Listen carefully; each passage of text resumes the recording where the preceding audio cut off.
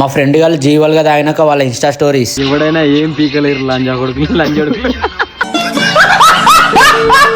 ఇంకా work complete చేసుకొని ఇంటికి వచ్చే వరకు కోతి బ్రో గిన్నె దెంకొచ్చి మింగి తింటాంది. దెంకొచ్చే కర్మ నాకేంట్రా, మహారాజ్ గారు అందరిని బెదిరించి తీసుకొచ్చిండ్రా చోటే.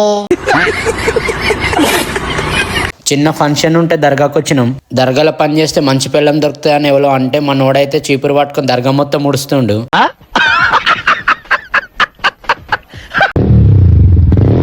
నా లైఫ్ లోనే అనుకోలేదు మామ, నా ఫ్రెండ్ గానికి నా బైక్ సైలెన్సర్ ఇలా యూజ్ పడుతుందని. కోతులను నిలగొడతాడు మామ సైలెన్సర్ తోటి. దీనికోసం 7,000 పెట్టి సైలెన్సర్ ఇప్పించింది. ఇంకా దీన్ని చిన్నగా నడుచుకుంటూ పోతుంటే పాంపిల్లగా అనిపించింది. రక్తపింజర్ అంటారంట దీన్ని. మా ఫ్రెండ్ గాని కాలు సందుల నుండే పోయింది. అదృష్టం ఏంటిదంటే వానికి ఇంకా కాటేయలే. ఎందుకంటే మా సెక్యూరిటీ గార్డ్ లెక్క మేము చింటూ బ్రోని తెచ్చుకున్నాం.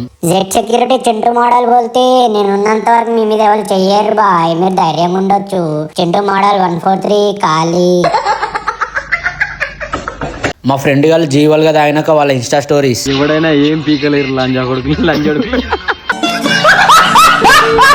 ఇలాంటి ఫన్నీ వ్లాగ్స్ కోసం ఫాలో చేసుకోండి. బాయ్ మామ, అందరికి కలుద్దాం నెక్స్ట్ వ్లాగ్ లో.